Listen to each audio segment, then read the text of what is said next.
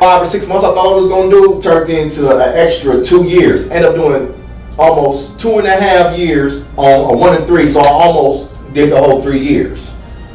I maxed out on that. And I said, if I know then what I know now, right? If I would have known then what I know now, there ain't no way I would have took that, man. I would have took that motherfucking Salvation Army and been done with that.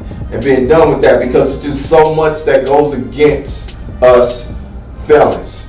The stigma, the employers not want to hire you because they feel like they can't trust you.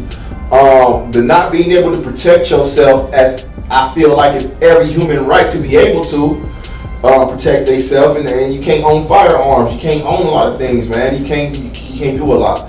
So I say that to say to the young man watching, to the young female watching, that's out there, that's in the streets, that's ain't caught that felony yet, man. Think about it. That shit may sound, all that spinning and shit, but that shit may sound good in music videos and on songs and look good in movies. But once you're doing that time, bro, you ain't the only one that's doing that time.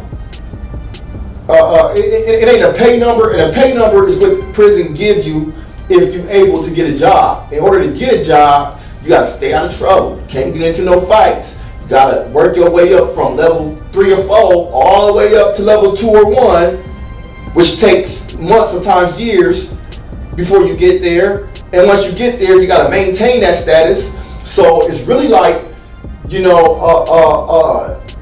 walk a straight line that you ain't never walked before. Because if you in prison, then you damn sure won't walk in no straight line on the street. So how you gonna walk when in prison? It's gonna be twice as hard. You see what I'm saying? Because of all the bullshit that's around you.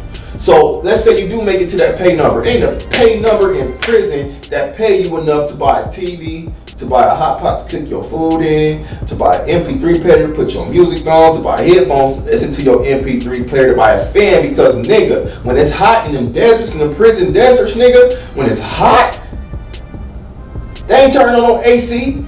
They ain't giving you no free fan. Niggas be in themselves baking like pork, nigga. And I'm telling you, man, it's just all the things that you don't think about while you committing a crime.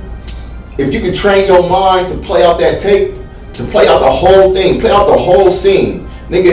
If you do get away, what's gonna happen? If I don't get away, what's gonna happen? And if you don't get away with the crimes that you commit or the scams that you out there pulling, and you do get slapped at that time, it's your mama, it's your girl, your dude, your aunties, uncles, and them.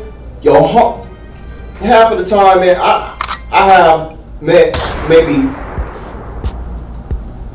maybe 3 or 4 people who I can say I met locked up, who was eating off of their homeboy sending them money.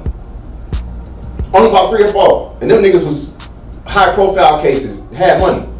Dog, if your people ain't got no money, you think your homeboys who ain't got nothing for they damn self gonna send you something up in the pen? It ain't gonna happen. So I said that to say, think about all the people that's affected. Think about, play out that tape and see your little ones, your boys, your daughters, your sons in there, man. Look at the bigger picture, bro. Because when you going and out the picture, you depending on them now. They ain't depending on you. It's the other way around. You can't make no money in there. How you gonna eat? How you gonna order your TV and your appliances? How you can't do none of that without your people? So, think about it. Prison ain't no joke, man. It ain't no joke. I done been locked down in the cell with other niggas on the tier and looking at nigga dead in the face, having a conversation with him while somebody come up from behind him, blast his ass all in the neck, and I'm sitting there watching. His blood from his neck is trickling into my cell.